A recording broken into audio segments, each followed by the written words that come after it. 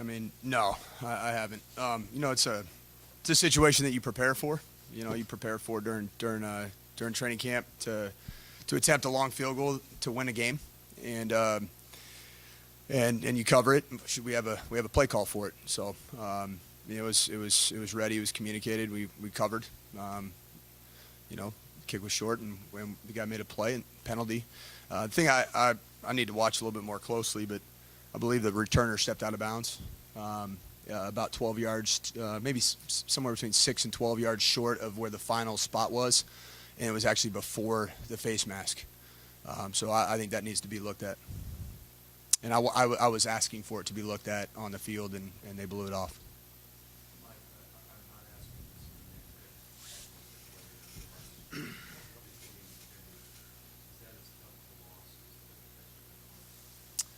Yes, it is. Very tough.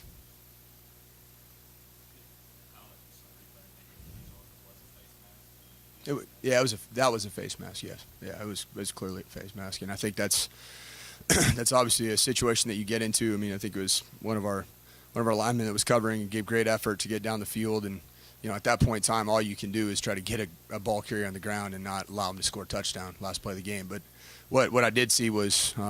I believe it was the ball carrier, the returner, stepped out of bounds well prior to that face mask. Now, how that's enforced, I don't know the answer. If it was, they go back and review it and they say that he was out of bounds prior to the face mask. Does the face mask still stand because it's a personal foul, even though the play should have been blown dead? I don't know the answer to that. And I mean, I saw it on the replay, and to my eyes, it looked like he was clearly out of bounds prior to the face mask. It was a continuation of the run. But I was looking at the jumbotron, so I couldn't see it.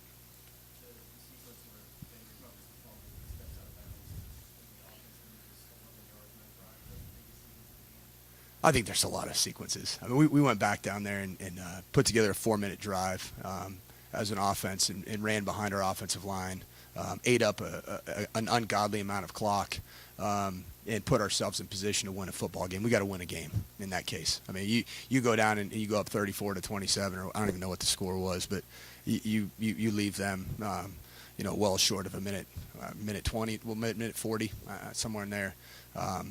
We got to win the football game. We gave ourselves a chance to win. Now, you can always look to every single play in the game. There's third down conversions that we had, and we didn't convert them. That I think would have made a big difference, but. I think that was a sequence, but there's always a lot of them.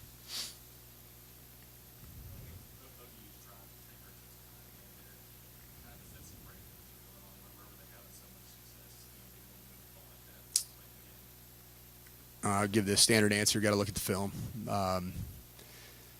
Honestly, that's the same stuff that you saw on tape with their receivers and LaRussa, all season long. And I thought we did a nice job of slowing them down, in the second half. I do think that the second half, the wind was as strong of a wind as I've ever been a part of in a football game, minus maybe that we play in a hurricane, NC State, Notre Dame. We actually played in a true hurricane where people lost lives that day within 10 miles of the stadium, which was ridiculous. But the wind played a major factor in the both offenses' ability to push the ball vertically down the field. So you have to be somewhat more conservative in the sense that you have to, I think that they were slowed down by the wind in their pass game because that's what they rely on.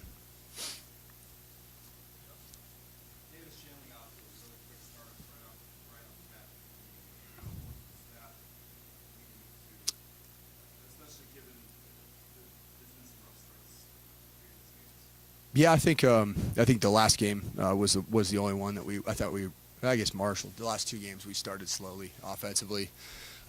We had a great week of practice. I thought Davis played like a winning quarterback today, and we didn't get the win. And I think it's important. I said it in the locker room is that we all have to look ourselves in the mirror. Starting with me, and that's what I've been doing for the last 6 weeks, doing everything I can because I love these kids, I love these players, and I want to put them in position so they can have a post-game celebration in that locker room. We deserve that. We just didn't get it done.